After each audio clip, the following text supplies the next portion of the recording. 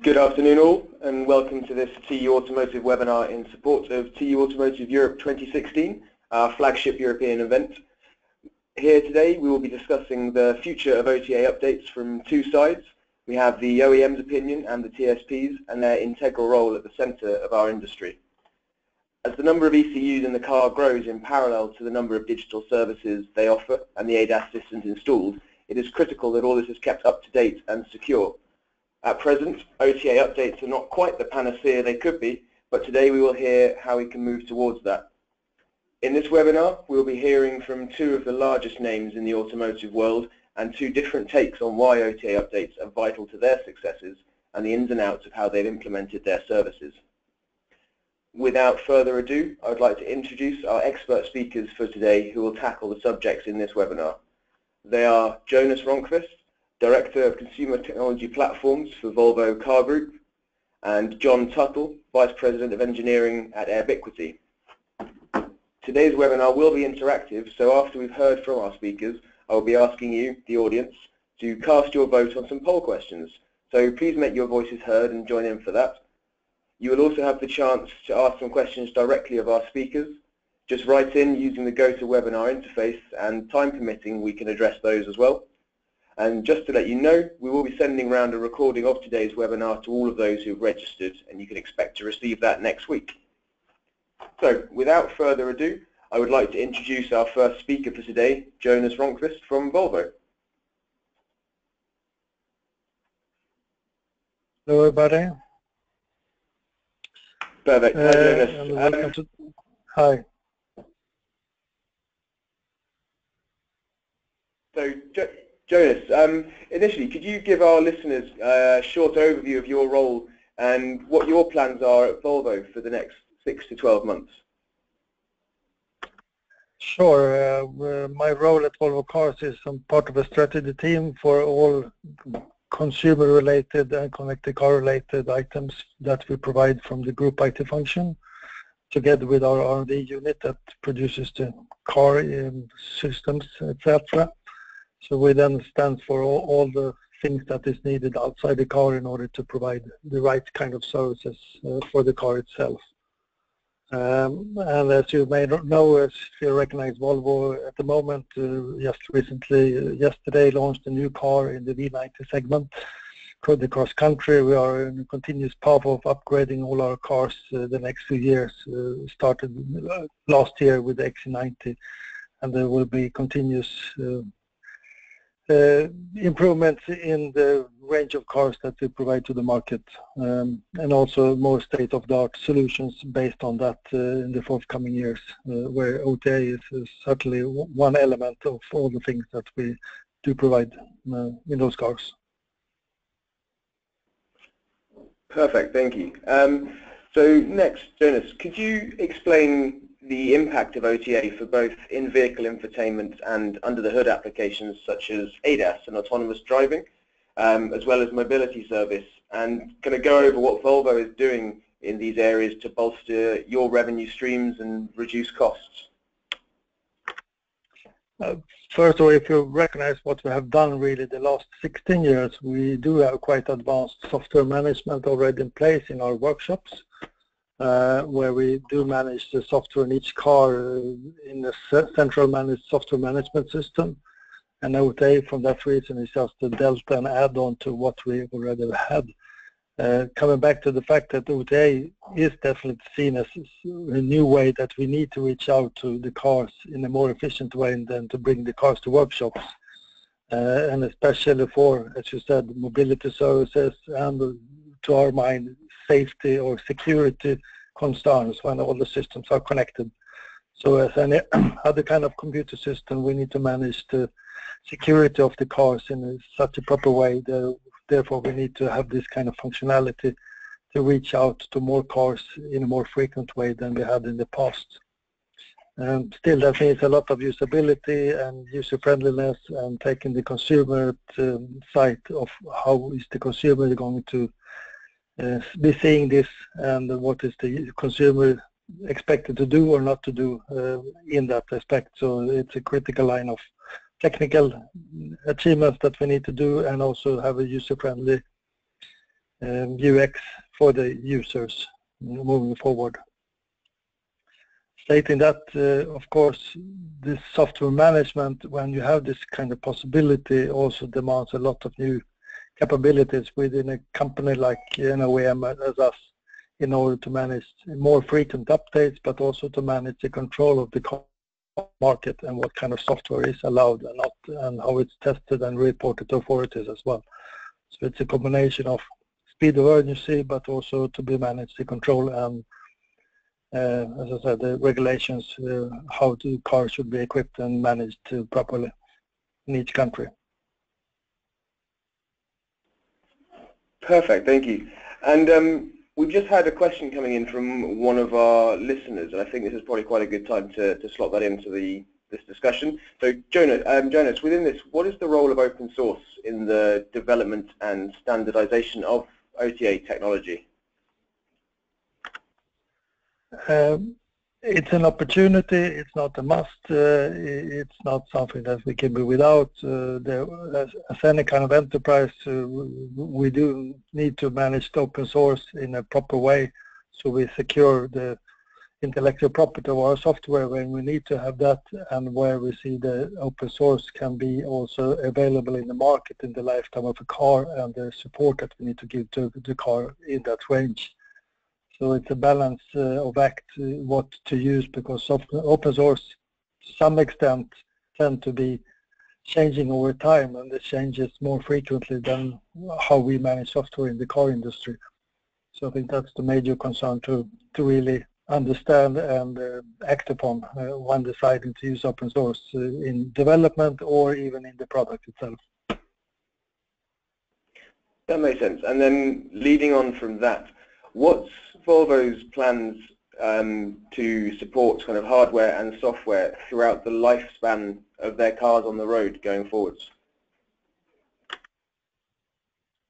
As I said, we do have a quite good plan for, or already in place since long time, and how we manage software through the workshops.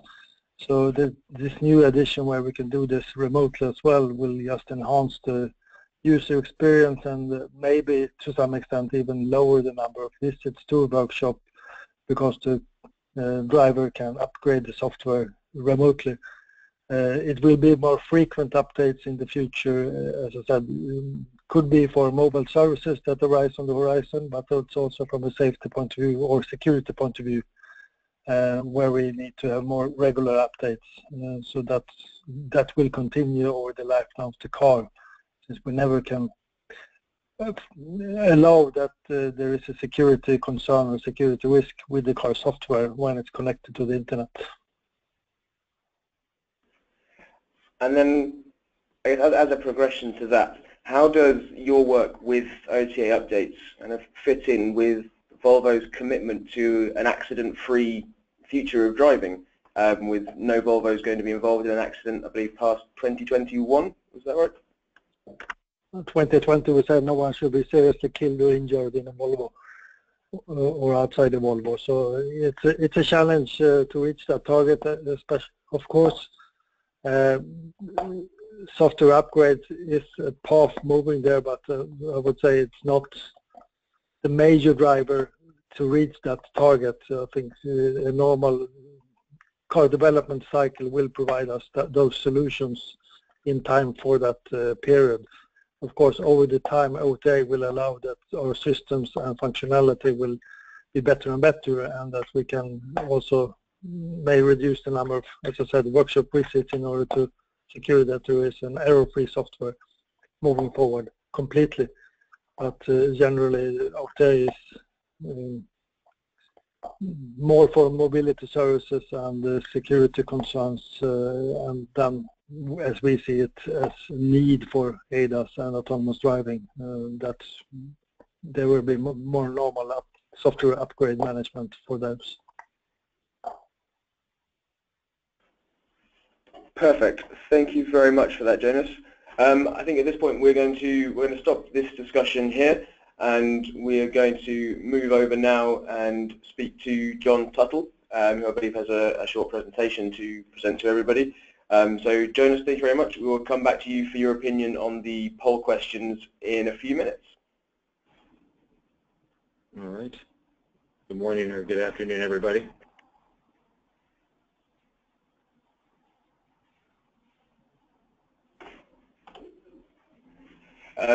And John, did you have a presentation prepared? Yep, I'm just starting the web here. Perfect. Right. Over to you. So are you showing a presentation at this point, or I want to make sure I got the right screen? It is now. It's now up, and yeah, all of our listeners can see your presentation. Okay.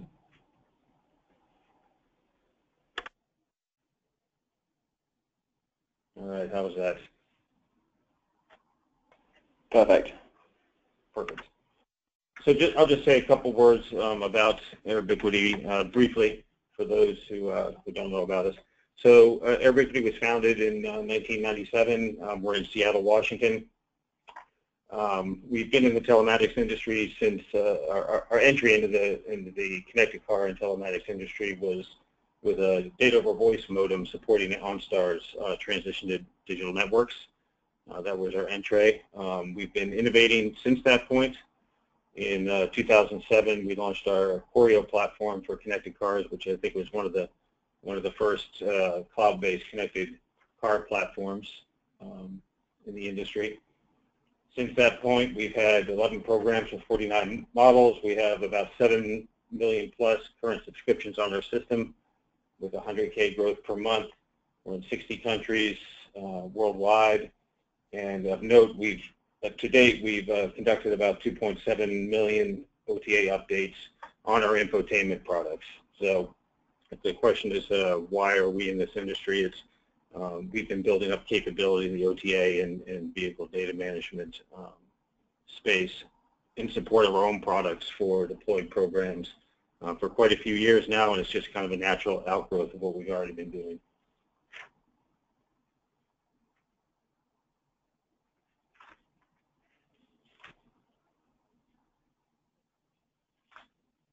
So OTA, what do we see at this point? Of course, there's two parallel paths here. There's the software downloads to the vehicle, and then the extraction of data from the vehicle. On the vehicle download side, where we are today, of course, is OEMs are updating head units, TCUs, and point-to-point single node implementations. We see that extending deeper into the vehicle. And then eventually, as these new technologies are implemented to autonomous drive systems or any other systems that support mobility as a service. On the data side, the same way right now, there's OEMs out there gathering data from their vehicles for consumer-based CRM applications, vehicle health reports, those type of things to encourage consumers to go in and get their vehicles fixed. We see that moving towards, of course, more rich data extraction for warranty avoidance, those type of applications, and then eventually, in support of ADAS, all of the new sensors, video, LiDAR, or any other systems in the vehicle that need to have the data pulled off. So those will be driving towards new driving-centric services, enhanced vehicle ownership, increased operational efficiencies, business models, such as infotainment updates, things of that nature.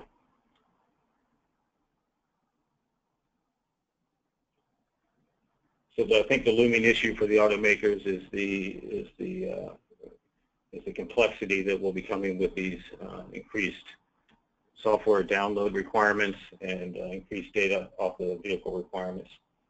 So both downwards and upwards, you're going to have multiple ECUs in the vehicle, multiple data software catalogs, and then data sources and analytics on the back end that will need to be managed. And from our perspective, we see that all the OEMs will have to continue to integrate their systems and try to have a common platform that works not only across all their vehicles, but as Jonas said as well, expands their already in place systems for control and updates to the vehicles during manufacture, testing, etc.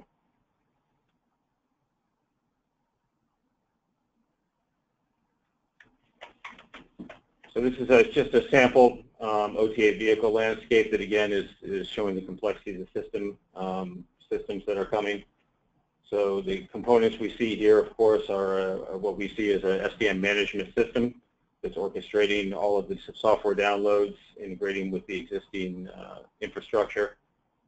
In the vehicle, this is one way to do it.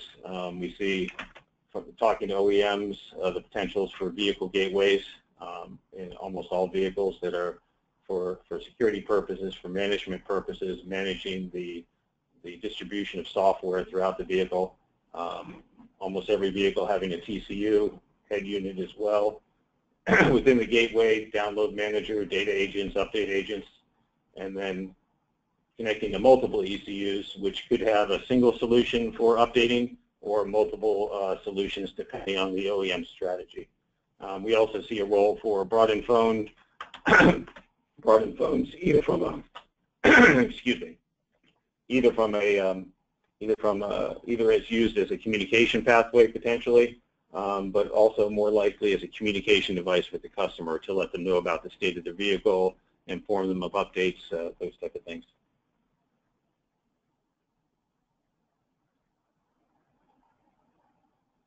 Just a couple of key points on the orchestration part of this implementation. So we think that precondition state management is important. So the OEM will want to establish preconditions associated with software updates that need to be in place. We see priorities and dependency management is important. Fault error detection, recovery and rollback, all these items need to be taken into account and built into the design of the overall system and be flexible and updatable. Another key component is security. We see security as an implementation problem, not so much a technology problem. We'd encourage standard-based security mechanisms, PKI, TLS, and of course avoiding at all costs homegrown or proprietary security protocols that haven't been heavily tested and vetted by the industries. Vehicle package authentication, we recommend combination of OEM, Tier 1, and then ourselves, if we're involved, can sign the software packages. Third-party security audits are, of course, important, and dual-factor authentication for portal access.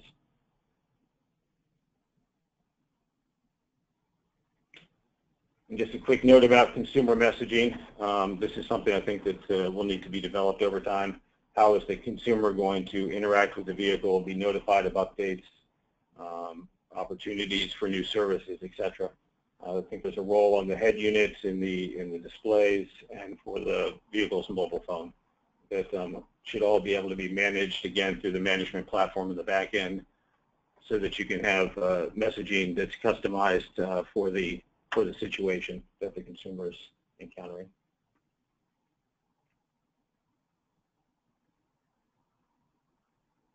And that's a quick overview. So Jonas, if you have any questions or want to go deeper into any subject.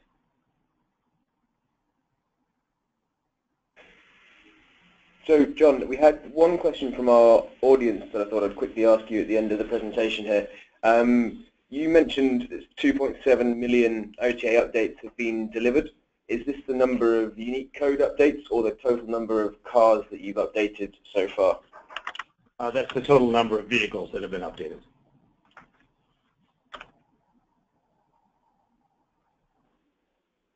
Perfect. Okay, so I think at this point then we will launch our first poll question. Give us 2 seconds.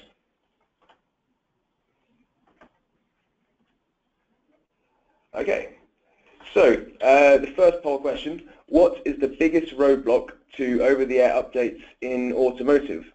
I'll go through this twice for our listeners. So is it OEM concerns over security?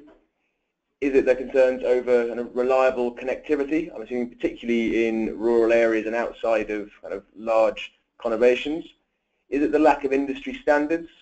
or is it hardware or software compatibility, or is it other? And if you do select other, please do drop us a question or a note and let us know what you think the biggest roadblock would be. Again, what is the biggest roadblock to over-the-air updates in automotive? OEM concerns over security, reliable connectivity, lack of industry standards, hardware or software compatibility, or other. So we have had a couple of hundred people now have voted on the poll. We do have a fairly firm winner coming up, and we'll give it a couple more seconds to let a few people vote. So we'll go for 5, 4, 3, 2, 1, and we will close the poll there, and we'll put the results up on screen.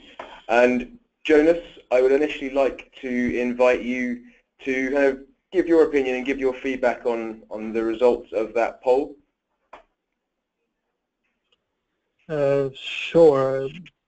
Security, I was into that in the beginning of this webinar as well. I think it's quite true that how to handle this in a secure fashion and how to avoid that we are intervened or there is some problems with the software in the car after an OTA, and even though you have the most reliable system in place, since there is no workshop technicians that can secure that everything is all right and the consumer can continue to drive their car, because one of the first issues we can find out is really the software update is happening at the hands of a consumer and it starts not or don't work afterwards. So I can rely on that. I also would like to add another issue that we foresee is quite difficult. It's not the reliability connectivity, it's really about balancing the cost of doing an over-the-air update, what kind of channel and what is the cost for that channel in order to do a remote update of software. Even though you are doing Delta upgrades, I think all OEMs started to see that we're not talking about kilobytes of software anymore, we're talking about large software volumes in the modern systems that we provide in the car. It may become active safety, ADAS or infotainment. And therefore it's rather complex to really get this cost balance of transmitting over any kind of radio network with the cost carried out with that, or doing that in a more traditional way. Perfect. Thank you very much, Jonas. And John, do you have anything to add, or do you maybe disagree with what Jonas has just said? No, I think those were both valid points. I'm not surprised that security comes up, but I think that's a manageable problem. Of course, I think for OTA updates, there's kind of a automotive Hippocratic oath. The first rule should be do no harm. So, to the consumer experience, so nobody wants to implement OTA updates and have a security issue or other problem that degrades the vehicle that the consumers bought. But I think those are manageable problems. I think what we see one of the problems we see is the newness and this complexity that the OEMs are facing, and having to integrate that in with their current manufacturing and development processes. So a lot of these vehicles have very long development times from inception all the way through production, and there's a couple of years on that platform. And how has the platform been architected? Can it accept OTA updates? Does it fit with their supply chain? I mean, there's a lot of decisions to be made at this point, and building a car is a complex process, and a lot of these OEMs have multiple platforms and multiple vehicles.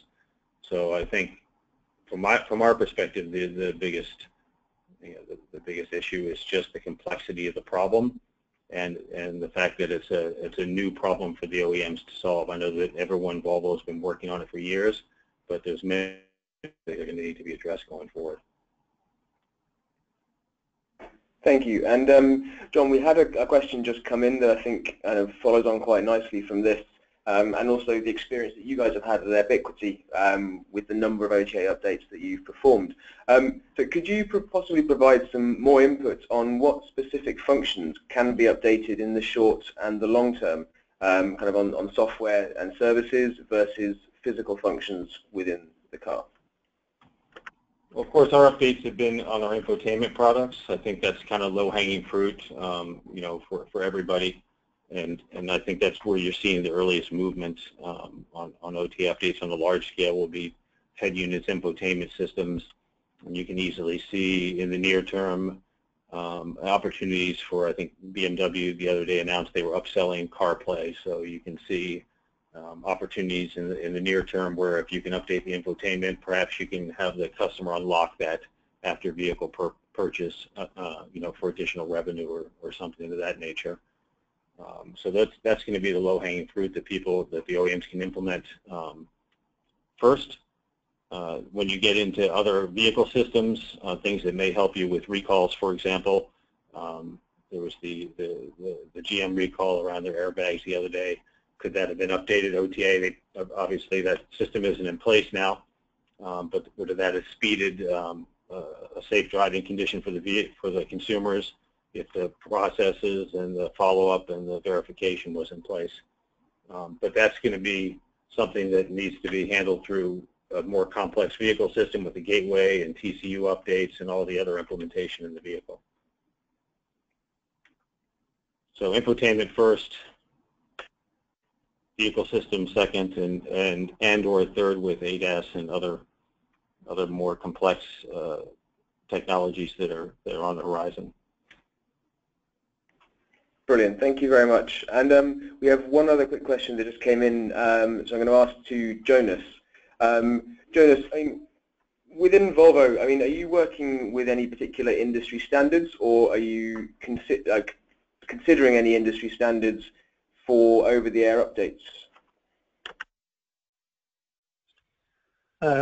We'll not disclose the technical details exactly how we've done it and what kind of technology we're using, but of course we're following that, and we do recognize that there is not a common fully covering standard in this field. It's proprietary solutions.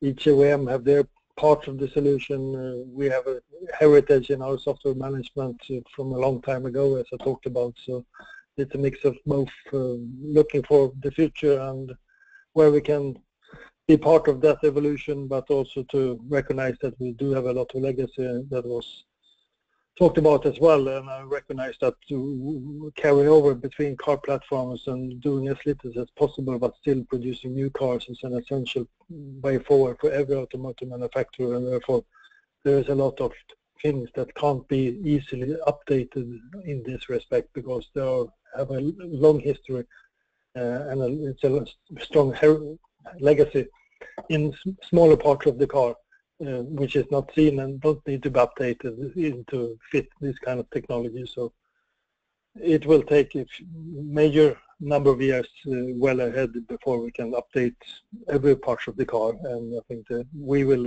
evolve in our learnings how to get there and what kind of structural changes we need to do, both organization and practice, in order to get there. Brilliant, thank you very much. So I think we will get rid of that question now, and we will move on to the second poll question for the audience. That will pop up in a second. So the second question: what will be the biggest enabler for automotive digitalization? Will it be digital business models, a portfolio of connected services? Is it the development of mobility services, autonomous tech advancement, or is there another? This question kind of ties our webinar today to the TU-Automotive Europe event, which is happening on the 2nd and 3rd of November, which is kind of focusing on the digitalization of the auto industry. And if you find today's webinar interesting, then I encourage you to take a look at our website and kind of find out more about what's happening in November. And that question again, what will be the biggest enabler for automotive digitalization? Is it digital business models, a portfolio of connected services, development of mobility services, autonomous tech advancement, or is it something else? So we've had about half of our attendees have voted so far, and There is again a relatively clear winner. There is some ties going on further down the rankings. Again, we'll give a short countdown now. So 5, 4, 3, 2, 1, and we'll close it there and bring up the results. And we'll switch it around this time and we'll go to John first. So John, what's your opinion on the results of that, with a clear winner there for a portfolio of connected services? I think it all comes down in the end to business models that work for the OEMs. I mean, the software updates for warranty avoidance are done to save costs. Is there a business model associated with that? Are the OEMs willing to absorb the cost of connectivity and putting TCUs in vehicles? Does it pencil out? The same for infotainment and new services for the vehicles. If you believe that you can, upsell, new performance packages to the vehicle, for example, or new infotainment or connectivity options, the potential revenue from those upsells going to support the infrastructure in the vehicle that's needed, to deliver them. As you get into ADAS and other features and other mobility services, again, people are only going to invest in those technologies if the business model is there. So, it'll take time to prove those out. People are going to be trying new ideas all the time, and some of them are going to work, and others are not. And when someone sees success in a particular business model, the others will follow. I think it's going to be an evolution of, it's an inevitable evolution, but it's going to happen incrementally and evolve over time. Brilliant, thank you very much. And Jonass, what's your opinion on this? I know Volvo are kind of particularly innovative when it comes to connected services, and one that you guys are doing that was quite new a little while ago was obviously your Volvo in-car delivery, which was kind of a way of bringing your digital services into the physical world. So yeah, what do you think of the results of that poll?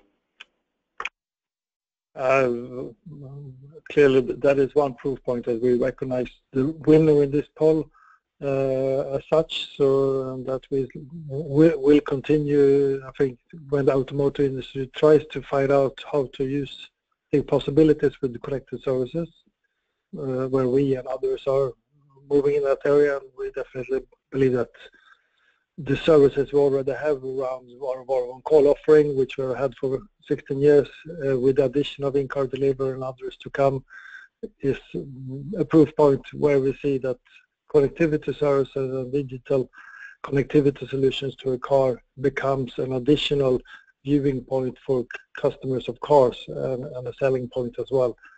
And of course, to use the car in their daily life and to promote the car for others to buy it.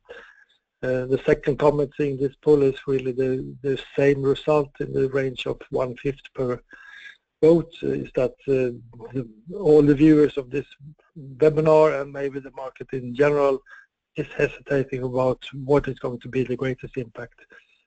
So there are voters in each and every direction here, meaning that we are still in an early stage to really see where this will drive us in the future.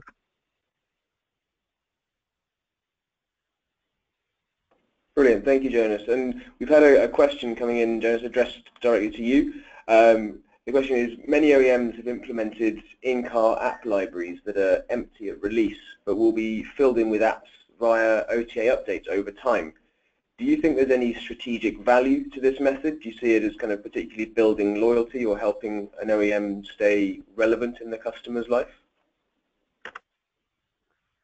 I think it's relevant to have that kind of functionality in order for throughout the lifetime of the car to be relevant in the digital consumer marketplace.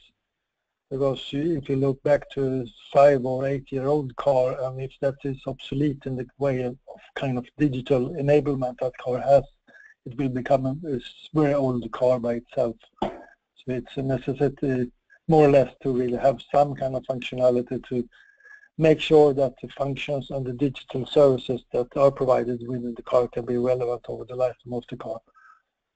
So I think it's essential to have at least some OTA possibilities in that sense of upgrading or downgrading capabilities depending on the marketplace in general outside. And we have already seen services that we provided in the car that are going out of business, and therefore we have been able to take those services out of the car properly, not having a dead button or dead function in the car, which is not relevant for the consumer. Thank you, Jonas. And we've had one more question come in that I think ties in quite nicely to this poll question. I'm going to ask to John now. John, who do you think will ultimately bear responsibility for the interoperability of connected services and their third-party platforms, particularly with regards to over-the-air updates and the security issues already discussed? Well, I mean, ultimately, it's the OEM's product, right? So, as a vendor, to the OEM and a player in this industry, we have our own responsibilities and SLAs with the customer. But in the end, it's going to be the OEM's decision about how they architect their vehicle, what services they want to provide. I think that's a difficult question because interoperability has a lot of facets. Is it interoperability with third-party service providers, interoperability between different update solutions down at the bus level within the vehicle? That's a difficult question to answer, but in the end, ultimately, I believe the OEM is ultimately responsible for the end-to-end implementation of technology in their vehicles. Perfect. Thank you very much. So we will now close the second poll question and move on to the third and final poll for this afternoon. The final question: mass adoption of connected car services cannot happen without what?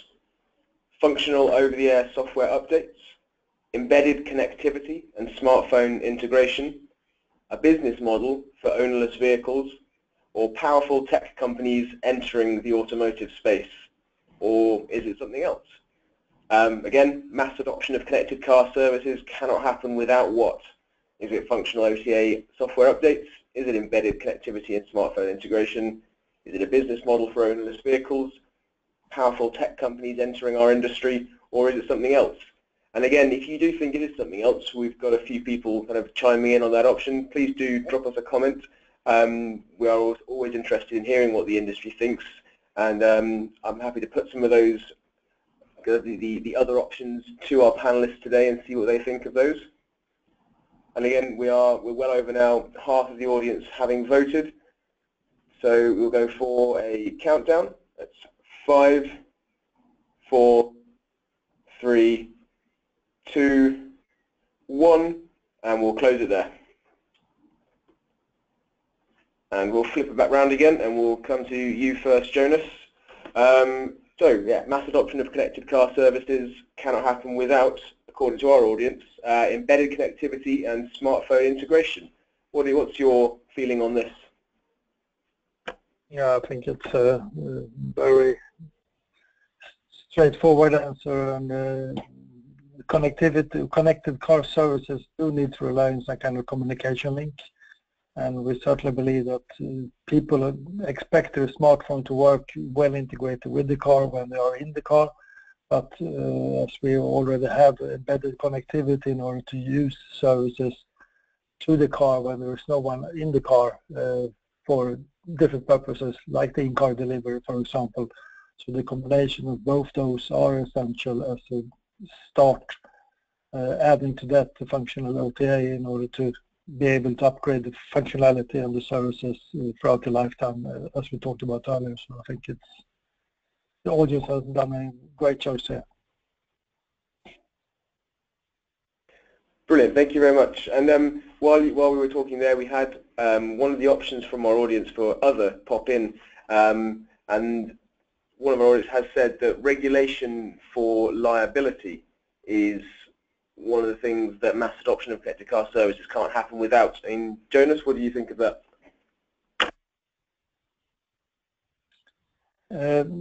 Liability can come to different purposes. I think liability, when it comes to how to be following the authorities when it comes to a problem with the car, I think OTA is as an essential part, as we talked about, in order to reach out to as many cars as possible without burden for the customers, but coming to the dealership to upgrade the software as such. So I think that is it's a good point when it comes in the future about autonomous vehicles, etc. We are very clear that in the target goal we have at Volvo is really about autonomous cars level 4, and therefore we need to make sure that we are also ready and to take the liability questions extremely seriously, because we will be the one that is responsible for the car driving out on the street when the driver is doing something else.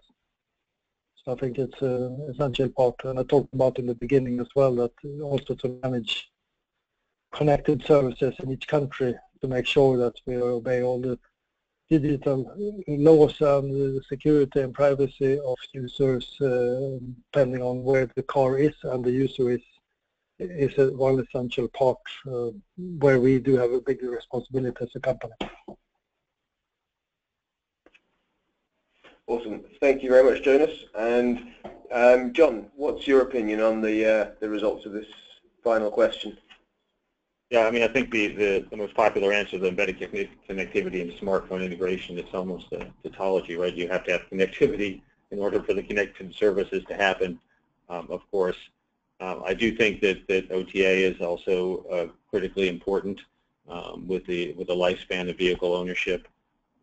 I think in order for consumers to adopt it, there's this expectation whenever you buy a device now, almost any device that a consumer buys, that it'll be kept up to date and that it'll be enhanced and supported over its lifetime. So I think the consumer expectation, is beginning to be and will continue to be even more so the same with the vehicle. So if you're providing connected services, you're going to need to have OTA updates enabled so that the consumers get the experience that they expect from a device, which is what the car is becoming. That makes sense, and that kind of ties in quite nicely with one of the other options sent over by our audience. And we had someone sending in, do you think that consumer awareness and demand is the main thing preventing mass adoption at the moment, seeing as vehicle connectivity is basically already figured out? Consumer awareness. I think OEMs are all trying different strategies and succeeding or struggling in some cases to market their services. I think it's new to them, right? And they have these dealer networks that they need to advertise to. So I think that's a challenge in making the customer aware of what they have and the way that their systems work. But I think it's also about the product. So if your service is useful and simple and easy for the consumer to use, I think they'll find it on their own to an extent. People talk to each other, they have vehicles, and there's tech blogs, those type of things. So if you're providing a good service, a good valuable service, I think the consumers are going to find out about it easily. Brilliant, thank you. So that concludes the poll questions for this afternoon.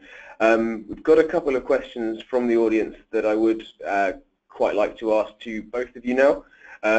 So Jonas, I'll come to you first. How does the industry determine who owns the data in the vehicle and its use upon being extracted from the vehicle using over-the-air technology? And how do we manage privacy for the consumers and get clarity in this situation? I touched upon that earlier in one of my answers. It's quite clear for us that the data for a consumer is owned by the user itself, and it's not owned by us. And therefore, we need to take a huge concern regarding how we obey the privacy of the user in order to manage the data correctly and not jeopardize any kind of privacy regulations or the users. I think that will be a big backlash for the industry and us if we do so.